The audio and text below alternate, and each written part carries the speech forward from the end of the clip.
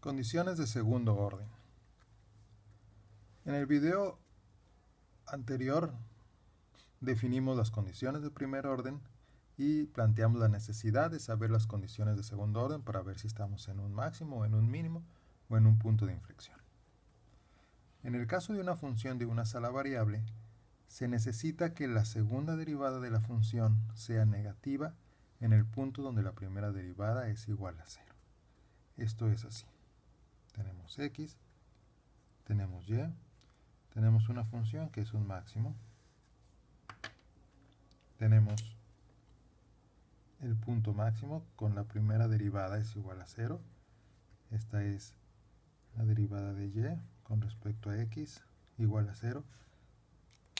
Y habíamos platicado que a la izquierda las primeras derivadas serán positivas y a la derecha las primeras derivadas serán negativas. Lo que está pasando aquí es que la segunda derivada nos indica el cambio de la primera derivada. Lo que tenemos aquí es que la primera derivada siempre está disminuyendo. Al principio es muy positiva y luego empieza a ser un poco menos positiva, hasta llegar a 0 y luego sigue siendo, en términos matemáticos, cada vez más lejana al 0. Entonces este cambio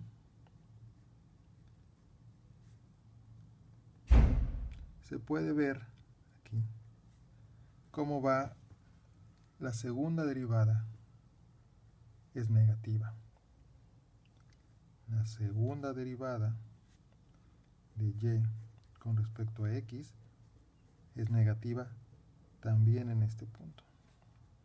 Alrededor también, en esta función siempre es negativa, pero también puede haber funciones que suban y la derivada vaya cambiando, pero exactamente en el punto este será negativa.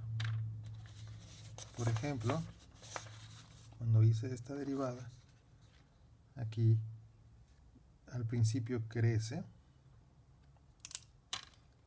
aquí la segunda derivada es positiva porque va incrementándose, y luego a partir de este punto la derivada es negativa porque empieza a reducirse, y luego en este punto empieza a aumentar otra vez, y luego aquí otra vez empieza a disminuir, y ninguno de estos es un óptimo. Pero evaluada en el máximo es donde vamos a ver si la segunda derivada es negativa, entonces significa que estamos bajando, que estamos llegando a este chipote, como en este caso.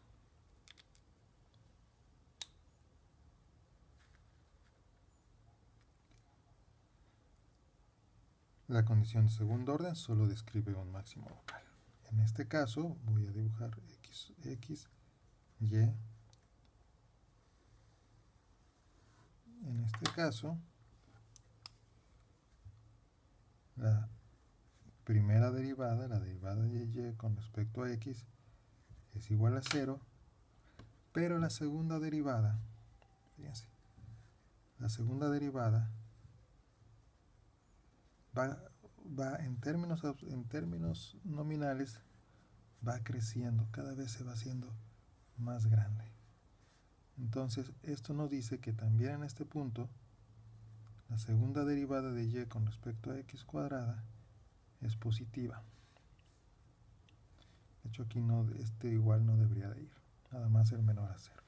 Quiere decir que al ir aumentando la segunda derivada, la primera derivada va siendo cada vez más grande. Por eso la segunda derivada es positiva.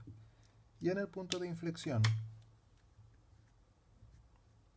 x, y, en el punto de inflexión, ahora lo vamos a hacer al revés. Tengo mi punto de inflexión. En este punto la derivada de y con respecto a x es igual a 0. Pero aquí, como podemos ver,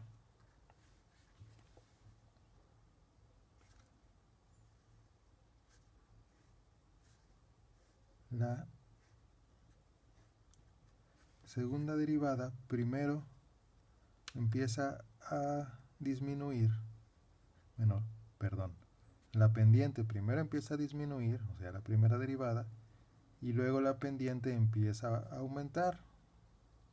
Quiere decir que la primera derivada aquí es negativa y aquí también es negativa, pero la segunda derivada aquí es decreciente y luego es creciente. Y exactamente en el punto de inflexión, la segunda derivada con respecto a x es igual a 0. Entonces, si la segunda derivada es positiva, se trata de un mínimo. Si la segunda derivada es igual a 0, se trata de un punto de inflexión. Pasa de ser positiva a negativa. Y si la segunda derivada es negativa, entonces se trata de un máximo como el que estamos buscando.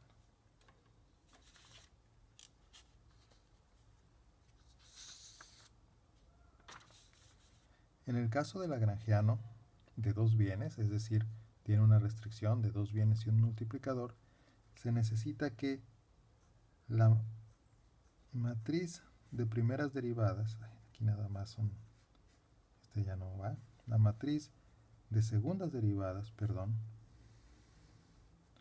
vamos a dibujar la matriz de segundas derivadas, la segunda derivada del lagrangiano con respecto a lambda, luego la segunda derivada del lagrangiano con respecto a lambda con respecto a x1 y la segunda derivada del lagrangiano con respecto a lambda y luego con respecto a x2.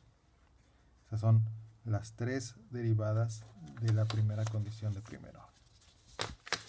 Si aquí tenemos las condiciones de primer orden, voy a derivar esta, la derivada del lagrangiano, con respecto otra vez al lagrangiano, luego con respecto a x1 y luego con respecto a x2.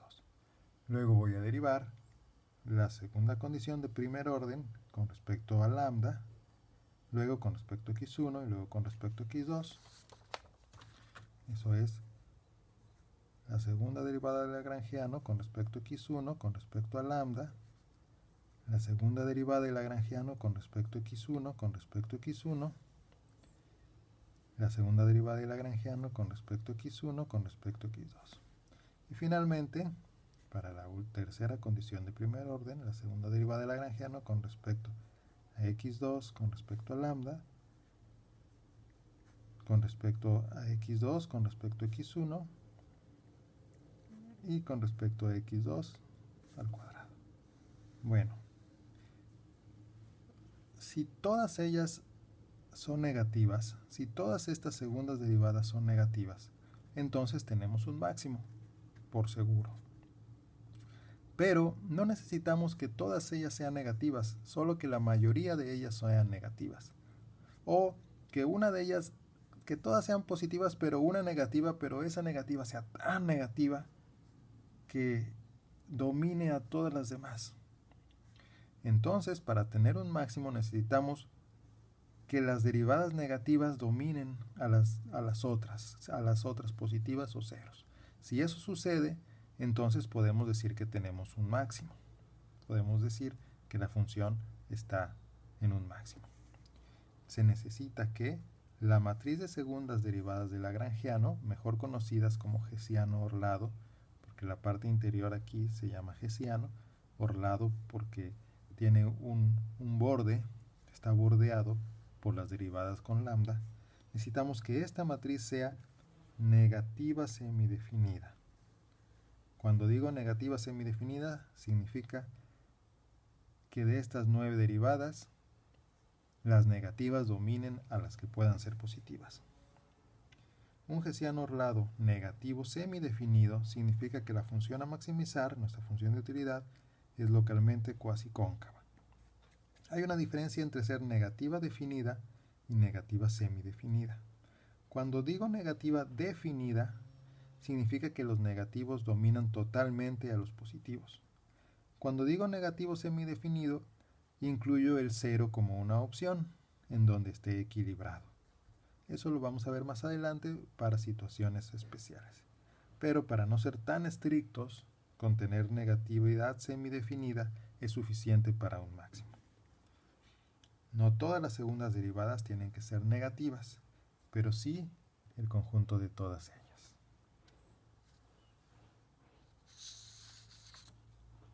Para que una matriz simétrica sea negativa definida, se requiere que los determinantes de los menores principales cambien de signo. En una matriz simétrica, lo que necesitamos, por ejemplo, esta es una matriz, vamos a poner de 4 por 4.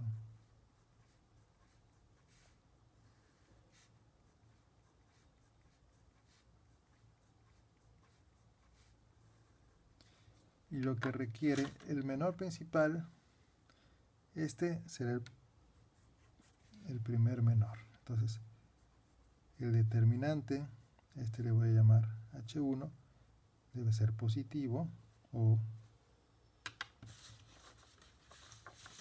luego, este es el primer menor. Primer menor principal. Y luego, este es el segundo menor principal. Y el determinante del segundo menor principal debe ser negativo para ir cambiando de signo. Y luego tengo el tercer menor principal. Este es el tercer menor principal y tengo que sacar el determinante a esta matriz de 3×3. Entonces el determinante del tercer menor principal debe ser positivo. Y en este caso de una matriz de 4×4, el determinante del cuarto menor principal, que es toda la matriz, debe ser negativo. El determinante del cuarto menor principal debe ser negativo. De esta manera, que para que una matriz simétrica sea negativa definida, se requiere que los determinantes de los menores principales cambien de signo. En el caso de matrices semidefinidas, los determinantes de los menores principales pueden ser 0. O sea que este puede ser 0, pues mayor o igual a 0, menor o igual a 0, mayor o igual a 0, menor o igual a 0, y eso nos permite una matriz semidefinida. Para que una matriz simétrica sea positiva definida, se requiere que los determinantes de los menores principales sean todos positivos o ceros para matrices semidefinidas. ¿De acuerdo? Estoy diciendo es que esta secuencia de signos de los determinantes es para ser negativa semidefinida. Y si es negativa semidefinida, entonces implica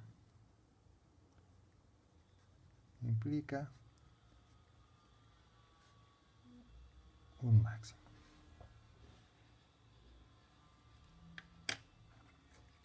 Si los determinantes de los menores principales son todos positivos, el determinante es positivo o 0 para matrices definidas. Bueno, me equivoqué de color, pero bueno. El determinante del segundo menor principal también es positivo o 0. Si el determinante del tercer menor principal también es positivo o 0. Y si el determinante del cuarto menor principal, en este caso de una matriz de 4×4, también es positivo, entonces tenemos una matriz positiva semidefinida. Y una matriz positiva semidefinida implica un mínimo.